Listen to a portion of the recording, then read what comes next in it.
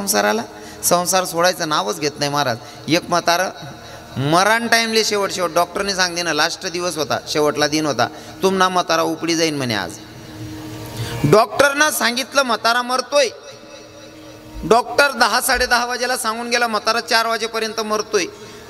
दोघं पोरं वाट बघत होते म्हाताराचं कधी काय होईन म्हणून. दोघं पोरं आजूबाजूने बसलेले. पण बरोबर 1-1:30 वाजेच्या सुमारास म्हातारा मध्येच उठायचं, असं करायचं. मज उठीन म्हातारा असं करे. नेमकं काय चालू आहे ना, दोघं पोरं बसलेले. तो म्हणे बावड्या, मोठा भाऊ दाखला सांगे, बावड्या म्हणे काय बाबा ते आपला बाप ते असं कराय ना, कदाचित हाताने भीत मात नाही काय दपाट दिले रे, बोलानं बंद झाले. अख्खी भीत कोरी टाकी तथानी रुपया सापडणार नाही. दाखला सांगे मोठा आले, देख मोठा भाऊ मी सांग राय तुला हाताने भीत मावे रे, तू तथानी कोरी टाकी म्हणे. हाताने बी भीत पाठ टाकी, दोन्ही बी त्या पाठ टाक्यात घर उघडं करली ना, 1 रुपया सापडणार नाही म्हणे. काय रे रुपया सापडणार नाही. बाबांना ते बनवई राहिलं नाही म्हणे, असं करा ना. डॉक्टरले बोलावं म्हणे, डॉक्टर साहेब फक्त 1 मिनटं का बोले ना म्हणा म्हातारा, फक्त बोल का व्हायला पाहिजे म्हणे. डॉक्टर म्हणे भाऊ तुम्हाला म्हातारा 1 मिनटं बोलीन, पण त्यासाठी कमीत कमी 40,000 इंजेक्शन देणं पडेल. 40,000 जाऊ द्या हो, इथलं सांग रा ना कतं शेण काय शे तिथलं माहीत पड जायला पाहिजे. महाराज दोन्ही बितडा बी पाडलेलं होता. 40,000 इंजेक्शन बी देणं म्हातारा बोल कवे ना. पोरे म्हणे बाबा पप्पा काय हो काय आहे म्हणे. काय निर्भाव म्हणे, बाजूनी वहीन जी म्हणा पाहिजे पीठ गायनी लय जायला तेवढी मागेली जो म्हणे. कितला येडापणा आहे, कितला येडापणा आहे. म्हणजे संसाराला एवढी चिपकलेले आहेत लोक. महाराज जर संसारापासून थोडे अलिप्त झाले तर भगवंताची प्राप्ती होती. भगवंत काय कृपा करतो लक्षपूर्वक ऐका.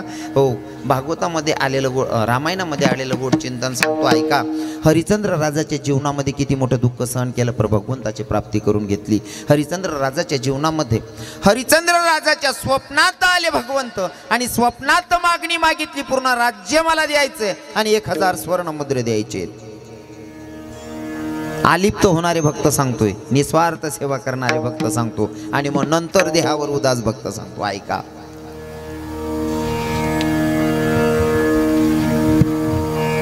भगवंतानं स्वप्नात वचन मागितलं, पूर्ण राज्यदान केलं.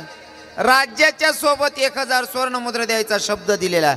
आणि दुसऱ्या दिवशी साधूच्या वेशात येऊन भगवंत परीक्षा घेतात राजा हरिश्चंद्राची. हरिश्चंद्र राजाला सांगितलं, राजे दिलेला शब्द लक्षात आहे ना म्हणला. हो लक्षात आहे. पूर्ण राज्य तुम्ही मला दान केलंय म्हणले. हो दिलंय राज्य दान. अजून एक शब्द लक्षात आहे का म्हणला. काय तुम्ही 1000 सुवर्णमुद्रे द्यायची गोष्ट केली होती म्हणले. हो. राजे हरिश्चंद्र राजा दरबारात जात आहेत तिजोरीकडे, तोपर्यंत त्या साधू महात्म्यानं आवाज दिला, राजे काय करायलेत म्हणले. काय नाही, 1000 सुवर्णमुद्रे तिजोरीतनं काढायचे आणि तुम्हाला द्यायचे आहेत. साधूबाबांना सांगितलं, जर तिजोरी मला दान केली आहे, राज्य मला दान केले, राज्यातली तिजोरी सुद्धा माझीच आहे, तिथं तुम्हाला हात लावायचा कोणताच अधिकार नाही आहे. हरिश्चंद्र राजा म्हणतात, हरकत नाही म्हणला, दिलेल्या शब्दाला जागतो. मी स्वतः तर स्वतंत्र आहे ना, मी स्वतः विक्रीला उभा राहतो, माझ्या पत्नीला विक्रीला उभं करतो, माझ्या लेकराला विक्रीला उभं करतो आणि तुम्हाला 1000 सुवर्णमुद्रे देतो म्हणला. महाराज काशीच्या यात्रेमध्ये वाराणसीमध्ये तिघही लोक विक्रीला उभे आहेत. हरिश्चंद्र राजा, तारा राणी आणि बाळ रोहिदास तिघही लोक विक्रीला उभे आहेत. बाजारामध्ये सगळी गर्दी आहे. पहिलं ग्राहक लागलं ते बाईला, तारा राणीला. तारा राणीला विकत घेणारी एक बाई होती, तिने पैसे चुकते केले, तारा राणीला घेऊन जातो. ते हात घेऊन हातात हात घेतला, तारा राणीला घेऊन जाते. पूर्ण समाज बघत होता. पर त्या गर्दीमध्ये कौशिक नावाचे ब्राह्मण काका होते. त्या कौशिक नावाच्या ब्राह्मण काकानं विचारलं, बेटा तारा कुणाक चालली म्हणले. काय नाही काका, साधू महात्म्याला दिलेला शब्द माझ्या नवऱ्याचा खोटा पडला नाही पाहिजे. आम्ही विक्रीला उभे आहोत, मी पण विक्रीला उभी, माझा मुलगा पण विक्रीला उभा आहे, माझा नवरा पण विक्रीला उभा.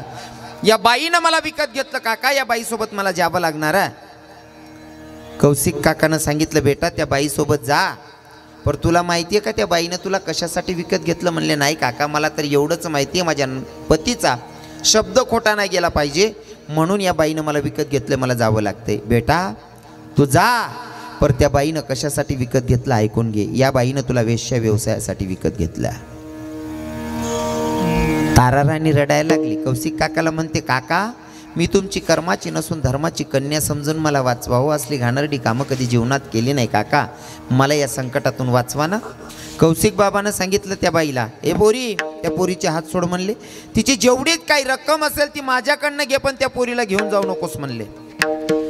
तारा राणीची सोडवणूक करून घेतली. तारा राणीला सांगितलं, बेटा आता तुला माझ्यासोबत यायचे, पण आमच्याकडे येणारे प्रत्येक साधू संतांची तुला सेवा करायची. चालेल काका. कौशिक काका त्या तारा राणीला घेऊन जात आहे. तारा राणीला घेऊन जात आहे तोपर्यंत 5 वर्षाचा रोहिदास रडायला लागला.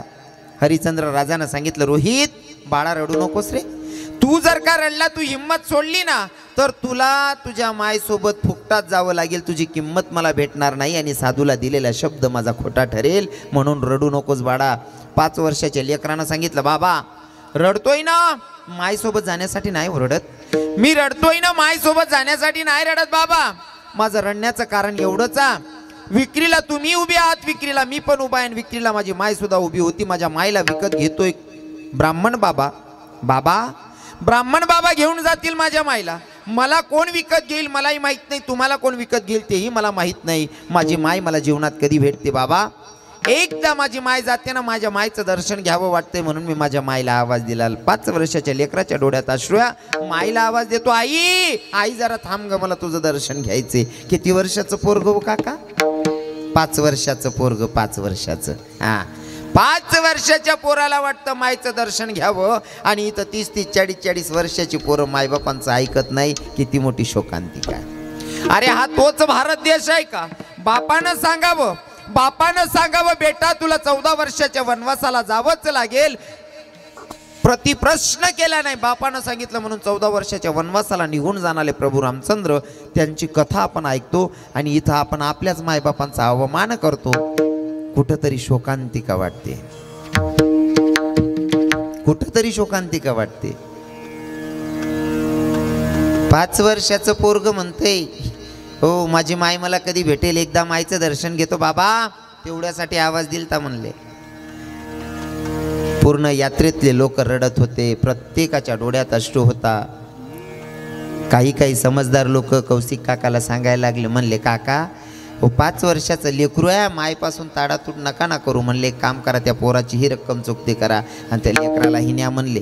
कौशिक काकानं सगळ्या लोकांचा आग्रह ऐकून बाळ रोहिदासाचेही पैसे चुकते केले, आणि बाळ रोहिदासाला सांगितलं की आमच्यासोबत यायचे, तुला रोज सकाळ संध्याकाळ देवपूजेसाठी दुर्वा फुलं आणायचे आहेत.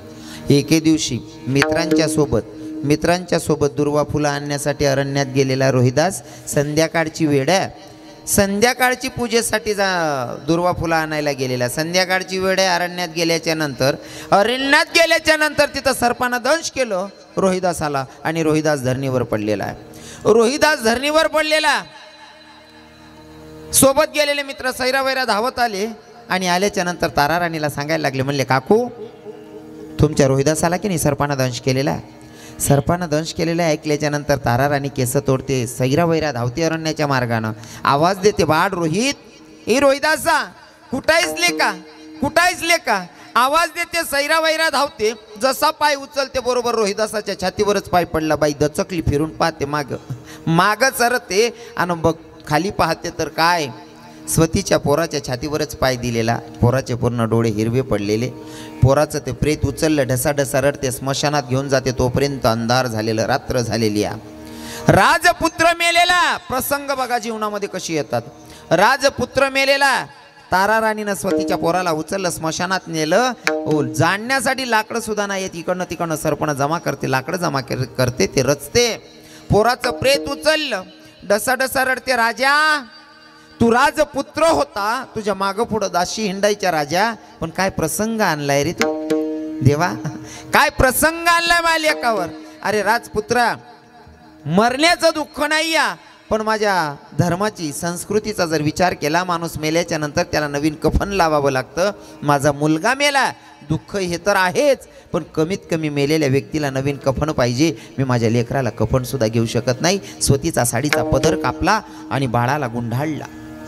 ते उचललं प्रेत, लाकडावर ठेवणारा, लाकडांवर पोरगा ठेवणार आहे. तोपर्यंत मागून आवाज आला, ए बाई काय करायलीस म्हणले. पूर्ण काळोख रात्र, काही दिसत नाही, पण आवाज देणारा व्यक्ती कोण असेल एवढ्या रात्री स्मशानभूमीमध्ये? हो, समोर येऊन कोणी एक व्यक्ती उभा, अंधारा, वीज कडाडली आणि विजेच्या उजडमध्ये बघितलं, आवाज देणारा व्यक्ती दुसरं तिसरं कोणी नाही, या माझाच पती या हरिश्चंद्र राजा. पोराचं प्रेत ठेवलं आणि नवऱ्याच्याकडे धाव घेते बाई. मला सांगायला आवडेल गुरुजी, बाबाजी, जोपर्यंत बाईच्या जीवनामध्ये पती सोबत आहे ना, तोपर्यंत किती मोठं दुःख असलं तरी बाई त्या दुःखाला तोंड देऊ शकते. पती सोबत असला का किती मोठं संकट असलं तरी बाई संकटाला तोंड देऊ शकते. पण एखादी माय जर तरुणपणा विधवा झाली, तारुण्यात विधवा झाली, त्या मायला विचारा जीवन जगणं किती अवघड असतं. भावासोबत जरी बोलत असेल तरी नालायक लोक तिला वाईट नजरेनं बघतात महाराज. हो, म्हणून जोपर्यंत पतिया तोपर्यंत किती मोठा संकटाला बाई तोंड देऊ शकते. मला माहिती, मी बऱ्याच ठिकाणी चर्चा ऐकतो ना. हो, बिचारी कितीही चांगलं गोड वागत असेल ना तरी लोक तिला वाईट नजरेनं बघतात. हो, इथं तर हरिश्चंद्र राजांची पत्नी तारा राणीला वाटलं, बाई माझा मुलगा मेला, समोर माझे पती या, ही दुःख मी माझ्या पतीच्याकडे व्यक्त व्हावं, पतीच्या गळ्याला मिठी मारावी, आलिंगन द्यावं आणि खूप दुःख व्यक्त करावं, खूप रडावं असं वाटत होतं. पण जेव्हा बाई जाते ना पतीकडे, तेव्हा हरिश्चंद्र राजांना सांगितलं, तारा मला हात न लावूस, मला हात लावू नकोस. का? जर का तू मला हात लावलास ना तारा, तर तू अपवित्र होशील. त्याचं कारण असं आहे, मी ज्या बाजारात विक्रीला उभो होतो, तू जिथं उभी होती तुला विकत घेणारा कौशिक नावाचा ब्राह्मण, रोहिदासाला विकत घेणारा कौशिक नावाचा ब्राह्मण, पण मला विकत घेणारा डोंब्या नावाचा महार होता. त्या डोंब्या नावाच्या महारानं मला विकत घेतलं आणि मला ड्युटी लावली स्मशानाची राखण करणं. स्मशानाची राखण करणं ही ड्युटी लावलेली आहे. आणि नियम असा, स्मशानात प्रेत जर जाळायचं असेल तर ज्यांनी प्रेत आणलेलं आहे त्यांच्याकडनं आम्ही 1.25 गज कपडा आणि 1.25 शेर तांदूळ घेतो. 1.25 गज कपडा माझ्या मालकाला देतो डोंब्या महाराला, आणि 1.25 गज कपडा मालकाला देतो आणि 1.25 शेर तांदूळ दुसरं प्रेत येईपर्यंत मला खावा लागतो. तारा बघा बरं का किती मोठी परीक्षा आहे. 1.25 गज कपडा मालकाला द्यायचा आणि 1.25 शेर तांदूळ मला द्यावा लागेल. पण मुलगा मेलाय म्हणून दुसरं प्रेत येईपर्यंत मी उपवासी राहीन तारा. पण मालकासोबत गद्दारी नाही करू शकत, मालकाला 1.25 गज कपडा द्यावाच लागणार आहे. काय प्रसंग असेल, काय प्रसंग असेल. हो, आमचे लोक बाबा भारी सांगतात, असं दुःख जरी एखाद्या मायच्या जीवनात आलं असतं तर, हा एवढं दुःख आहे का कोणाच्या जीवनामध्ये? हा, आपले ते सासू का बोले ना, राखेल टाकली सो बरं, शिल घेऊन मर जा सो बरं, मना स्वभाव चांगला नाही शे बरं. थोडं जर काय आलं का लगेच बेवाड रास आपलं. इतका मोठ्या संकटाला तोंड देते माय, पण तरी देवाला सांगते, देवा अरे घे, तुला घ्यायची परीक्षा, पण हटत नाही. भगवंताकडे बघून सुद्धा तेच सांगते, देवा तुला घ्यायची ती परीक्षा घे. आणि जेव्हा एवढी परीक्षा घेतल्याच्या नंतर मेलेलं बाळ सुद्धा जिवंत करतो माझा भगवंत, पण भक्ताची खरी परीक्षा घेतो. विठ्ठल विठ्ठल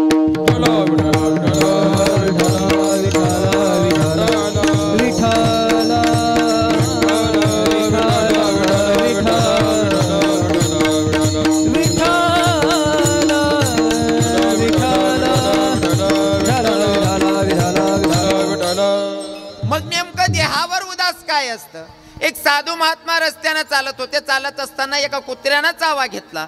चावा घेतल्याच्या नंतर कुत्रा चावा घेत होता पायाला, आणि साधू महात्मा चालत होते. तुमच्यासारखे गावकरी लोक बसलेले होते. साधू महात्म्याला सांगितलं, गुरुजी वो कुत्ता आपको काट रहा है. गुरुजी, साधू बाबा वो कुत्ता आपको काट रहा है. साधू बाबा ने सांगितलं, भैया कुत्ता जाने और चमड़ा जाने मेरा क्या है. असे साधू असतील ना, तर अशा साधूंबद्दल स्तुती करत असताना माझे तुकोबर आहे काय म्हणतात अभंगाच्या प्रथम चरणामध्ये, हो भक्त ऐसे जाना जे देही उदास, भक्त ऐसे जाना जे देही उदास, भक्त ऐसे जाना जे देही उदास, भक्त ऐसे जाना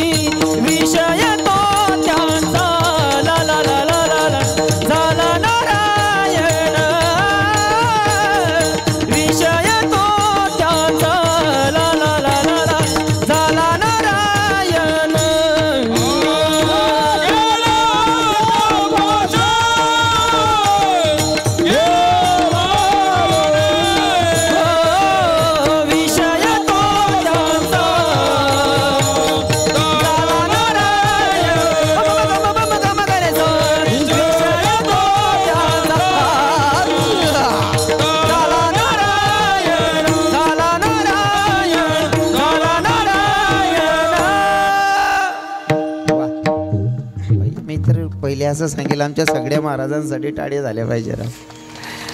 आज की आनंद की जय हो बाबा. कसं आहे ना, एकटा माणूस किती किती हुशार असला त्याच्यानं खेळ जमत नाही. ज्यांना भावबन चांगला त्यांना कार्य चांगलं पार पडत बाबा. हो खरं आहे का नाही. भावबनवर खेळ रास.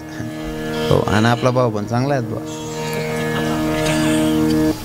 भक्त ऐसे जाणाचे तेही उदास गेले आशापास निवारुणी विषय तो त्यांचा झाला नारायण न आवडे जन धन माता पिता. ज्या भक्ताचा विषय भगवंताप्रतीचा प्रेम झालंय त्याला बाकीच्या नात्यांची पडलेली नाही. न आवडे जन धन माता पिता काही घेणं देणं नाही. जर देवापासून दूर करणारी माय असेल तर ती माय सुद्धा खऱ्या भक्ताला चालत नाही. थोडं वाईट वाटेल पण सत्यता हीच आहे. विठ्ठल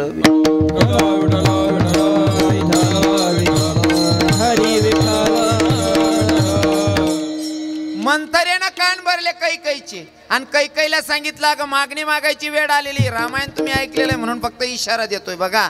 हो काय कर, वर मागायची वेळ आलेली. तुझ्या पतिदेवांकडनं वर मागून घे राजा दशरथांकडनं. म्हणले काय, राज्याभिषेक होणारा, रामाला राजगादी भेटणारा, त्याच्यापेक्षा भरताला मागून घेऊन रामाला 14 वर्षाच्या वनवासाला पाठवलं. 14 वर्षाच्या वनवासाला पाठवलं. 14 वर्षाच्या वनवासाला पाठवलं. राजा भरत राजाला राजगादीवर बसवायचे कैकईला, पण राजा भरत बसलेच नाही. भरत बसलाच नाही. अरे राजगादीवर बसणं जाऊ द्या, माय सोबत बोलला नाही. जर माझ्या देवापासून मला दूर करत असेल तशी मायच मला नको. विठ्ठल विठ्ठल विठ्ठल हरी विठ्ठल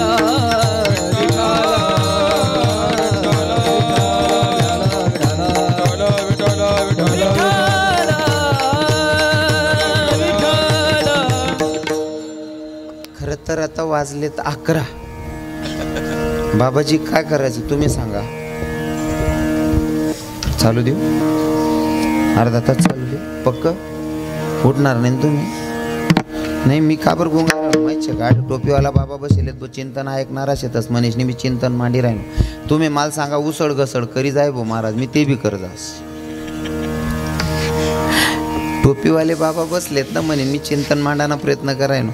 बाकी ना तरुण भाऊ बागी बागी उठीन पै राहणार का नाही ना? बरोबर आहे ना? वा धन्यवाद. विठ्ठल विठ्ठल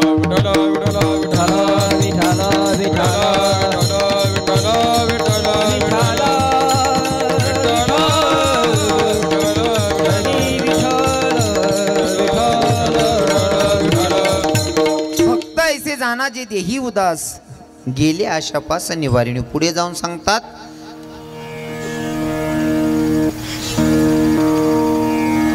विषय तो त्यांचा झाला नारायण. विषय तो त्यांचा झाला नारायण. मग त्यांना बाकीच्या गोष्टींशी काही घेणं देणं नाही आहे. हो मग त्याच्यासाठी मला अजून कथेत जायला आवडेल. विषय तो त्यांचा झाला नारायण. उत्तानपाद राजा गुरुजी, उत्तानपाद राजाच्या 2 पत्न्या सुनीती आणि सुरुची. 2 पत्न्या. सुनीतीचा मुलगा ध्रुव आणि सुरुचीचा मुलगा त्याचं नाव काय होतं? कथा होते का तुमच्याकडे? भागवत होते का? भागवत कथा काही संबंध नाही का? नाही. उत्तानपाद राजा त्याच्या 2 पत्न्या सुनीती आणि सुरुची. सुनीतीचा मुलगा ध्रुव आणि सुरुचीचा मुलगा उत्तम होता. उत्तम. एके दिवशी राजा बसलेले होते. उत्तानपाद राजाच्या मांडीवर जाऊन बसणारा सुनीतीचा मुलगा ध्रुव बापाच्या मांडीवर जाऊन बसला. सुरुचीनं बघितलं आणि ध्रुवाला सांगितलं उठ म्हणले, तिथून उठ, तिथं तुला बसता येणार नाही. कागाई काय झालं? तिथं जर बसायचं असेल तर माझ्या पोटी जन्माला यावं लागेल तरच तू त्या मांडीवर बसू शकतो, अन्यथा तुला तिथं बसायला अधिकार नाही. या ध्रुवाला उठवलं बापाच्या मांडीवरनं. ध्रुव रडत रडत त्याच्या माईकडे गेला. माईने विचारलं बाळा रडण्याचं कारण काय रे? काय नाही आई, मी माझ्या बापाच्या मांडीवर बसलो पण माझ्या लहानी आईनं मला तिथून उठवलं आई.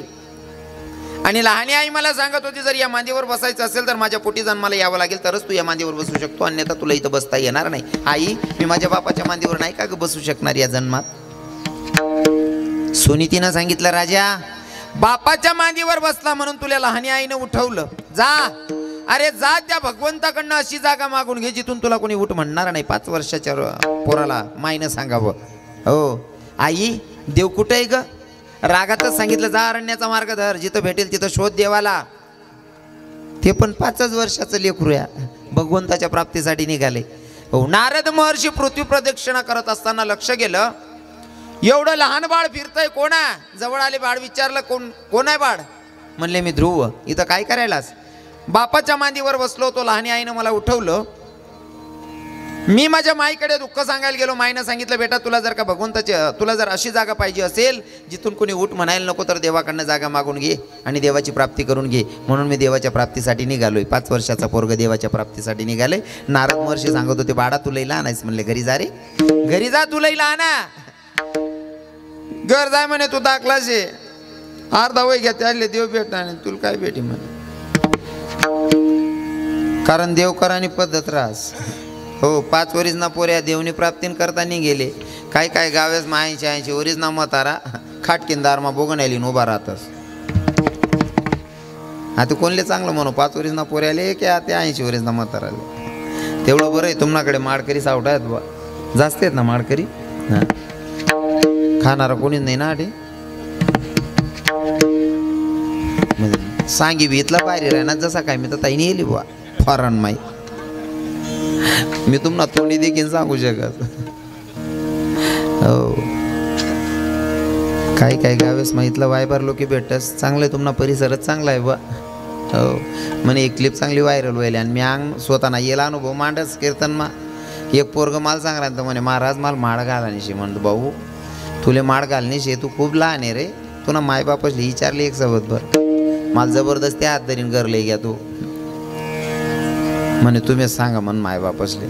त्यान बापले म्हणतं, का हो काका, अहो तुम्हाला बावड्या माळा टाका सांगणार ना. माळा टाकले हो म्हणतं. नका म्हणे महाराज त्याला माळा नका टाका. म्हणतं का भाऊ? नाही हो म्हणे, त्याची एक पात्री आहे म्हणे, त्यानं जराशा पोटऱ्या भराय जाऊ द्या म्हणे.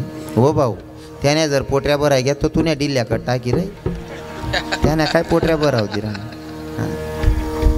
काय काय गरमान गरमाच त्यानं करणारा राहतच बाबा. एक गरमा एकादशी सोडायला बसलो होतो आम्ही, अख्खा करणार लोकेच ना उपास, आम्ही बटा फराड कर राहतो आणि घरना मोठा पोऱ्या ते बाजरीन बाका ना काला दाबी राहता. त्याला म्हणतं कार भाऊ बडा घरनी एकादशी तू रे. त्यानं बापच सांगायला लाग्या, नाही म्हणे महाराज ते तो भाऊ नाही धरत म्हणे एकादशी. म्हणतं का बर? नाही तो माडकरी नाही शे म्हणे. म्हणतं का बरू? तो एकादशी नाही धरत म्हणे महाराज, तो खाणार पिणार शे म्हणे. म्हणतं का बरं भाऊ? पाहुणा पैसणी करता सोडेले म्हणे महाराज त्याले. त्याला म्हणतं कार भाऊ अख्खं घर माडकरी माळा टाकले रे, काय वायबारपणा करत. म्हणे महाराज माळा टाका काय नाही म्हणे, मी बी माळा टाकले तू पण मालेच सांगायला लोकेच मा फिरणं पडस, मग आम्ही नीचेत का रे. कितला वायबार धंदा आहे. हा 5 वर्षाचं लेकरू भगवंताच्या प्राप्तीसाठी निघालं. नारद महर्षींनी विचारलं, बेटा अरे जा घरी लई लहान आहे म्हणला तू, काही का असे ना देवाची प्राप्ती करून घ्यायची. नारद महर्षींनी नियम सांगितला, जर भगवंताची प्राप्ती करून घ्यायची असेल तर तुला 1 वेळचा उपवास करावा लागेल. किती वर्षाचं पोरग आहे बघा बरं का. शॉर्टकट नियम सांगतो, शॉर्टकट सांगतो तरी सुद्धा तुम्ही हिंमत सुटी जाईल.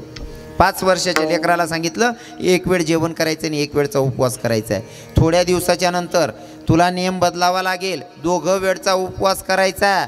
शेवटी फक्त श्वास घ्यायचा आहे, श्वासाचा सुद्धा उपवास. नंतर श्वास बी बंद कर दे म्हणे भाऊ. कितला वरीस ना पोऱ्याला नेहमी आऊ 5 वर्षाच्या पोराला. आता मला सांगा, आपण जर देवधर्म ना काय वरे बिरे बसाडो ना, देवपूजान साडे जर उपास करायला लावा ना, बाकी ना सकाळ मग नाश्ता करले तर कोपरामा बटीनी. हो अजिबात नियम पाळतात नाही, कसाल देव भेटीन. अपेक्षा काय ठेवायची. 5 वर्षाच्या लेकरानं श्वास घेणंही बंद केलं. श्वास घेणं बंद केलं. महाराज माझ्या विष्णू भगवंताला काळजी वाटली. सगळे देवादी देवांना, तर भक्ताला जर काही त्रास होत असेल तर देवाला होतो. देवांना श्वास घेता येत नाही म्हणले. सगळे देवादी देव जमा झाले, विष्णू भगवंताकडे गेले. म्हणले तुमचा भक्त काहीतरी बोलावणं करतोय, लवकर जाणे तर त्रास आम्हालाही होतोय. भगवंत आले. आल्याच्या नंतर भगवंतानं विचारलं, बेटा कोण आहेस? उत्तानपाद राजाचा मुलगा, सुनीतीचा मुलगा. घडलेला वृत्तांत सगळा सांगितला. देवानं सांगितलं, बेटा मी देव आहे. 5 वर्षाचा पोराकडनं देव ओळखू येत नाही. माझ्या भगवंतानं कृपादृष्टी केली, जसं अर्जुनावर केली होती. हो, जसं दर्शन देताना कुंती मातेला दिलं होतं. आणि सांगू का, देवाचं दर्शन घेतल्याच्या नंतर कुंती मातेनं देवाची स्तुती केली, तशी ध्रुवानं सुद्धा स्तुती केली. हे कृष्णाय वासुदेवाय देवकी नंदनाय च नंद गोप कुमाराय गोविंदाय नमो नमः. ध्रुवानं सुद्धा देवाची स्तुती केली. माझ्या 5 वर्षाच्या ध्रुवानं देवाला सांगितलं, माझ्या मायनं तुमच्याकडनं जागा मागायला सांगितली. महाराज 5 वर्षाची लेकराची भक्ती बघून माझ्या जगाच्या मालकानं, माझ्या ब्रह्मांडाच्या धनीनं अशी जागा दिली जिथून त्याला आज सुद्धा कोणी उठवू शकत नाही. ध्रुवाला ती जागा म्हणजे तारा चकाकतात ना, चांदण्या चकाकतात का, त्याच्यामध्ये जास्तीचा चकाकणारा तारा त्याला आपण ध्रुव तारा म्हणतो. आणि हा तोच ध्रुव बाळ, त्याला आढळपदी बैसविले भगवंतानं. अजूनही त्याच्या विरोधात फॉर्म भरायची कोणाची अवकात नाही. ही भक्तीची ताकद आहे. विठ्ठल विठ्ठल विठ्ठल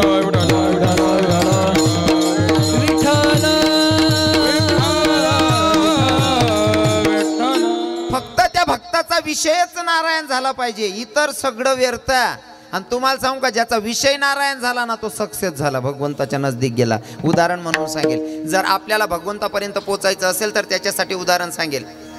देवापर्यंत जर पोचायचं असेल तर त्याच्यासाठी उदाहरण म्हणून सांगेल. घोडारास का घोडा, घोडा 50,000चा असू द्या की 50 लाखाचा असू द्या, त्याच्यावर नवरदेव जर बसवायचा असेल आणि नवरदेव मंडपापर्यंत जर नेऊन सोडायचा असेल तर 50,000चा घोडा राहू द्या, 50 लाखाचा राहू द्या, त्याला पहिले झापड्या लावण्या पडतीस.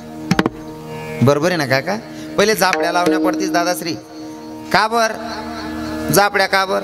अहो आता तर दकामा सत्यानाश कधी नवरदेव कानी कर देऊ, पहिले त्याला झापड्या लावण्या. झापड्या जर गोडा लाई दिनात 50 लाख ना राहू द्या का 50,000 ना राहू द्या, लायल झापड्या राहणार. आता देखत नाही, सरळ नवरदेवले मंडपमा सोड असतो, अजिबात काहीच वाईट होऊ देत नाही. पण बिगर झापडे ना जर राहणार ते कत दकामा सत्यानाश कर टाकेन. बरोबर आहे ना? नवरदेवले पोचू देवा नाही. तसं तुम्हा आपल्याला जर जीवनामध्ये सक्सेस व्हायचं असेल ना, भगवंतापर्यंत जर पोचायचं असेल, जर मंडपापर्यंत नवरदेव पोचवला घोड्यानं पण पहिले झापडीचा उपयोग केला, तसं तुम्हालाच भगवंतापर्यंत पोचायचं असेल तर समाजाकडे बघणं बंद करा, आजूबाजूनं झापडी लावा, तर भगवंतापर्यंत पोचू शकतो. विठ्ठल विठ्ठल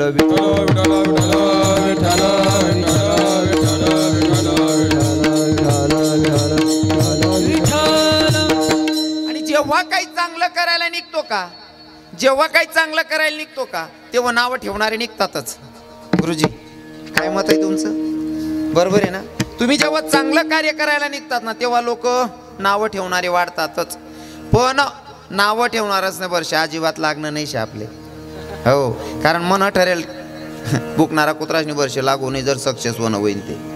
हो, गली आली मग जर एखादा पोरगा काही करत असेल ना, बाबा एखादा पोरगा जर काही करत असेल ना, बाकी ना वयल अर्धल्ला यम न बातकुल तुम्हाकडे चांगला दिकी राहणार बडा लोके. पण काय गावेस मारा आता किडा पाडणारा. हो, काही ते नातून वयना पोऱ्याने सुद्धा टिंगल करत बट्टस, पोऱ्यान वयना पोऱ्याने सुद्धा टिंगल करतस. गली मना 2 म्हातारा बटेल राहतात. एखादा पोरग जर काय करस ना, या बटी किडा पाडतस. काय रे तात्या, भाऊसाहेब ना पोऱ्या काय करस बिरस रे, येडं काय बी कर चालत ते. हा को तात्या पण त्यांना त्यांनी जडतळास, जाऊ दे रे येडं आहे ते, त्यानं काय खरं आहे. आणि तो पोरगा सक्सेस होय ना काय, या किडा पाडणाराच त्यांकडे जातस आणि वट्टावर पटीन सांगतो, बावड्यो पेडा बिडा काय कॉड राहणार गु कायले काय रे तो किडा पाड राह ना, आता पेडा मांग राह ना, कितला वायबार धंदा आहे. जेव्हा तुम्ही काय चांगलं करायला निघतात ना, तेव्हा नाव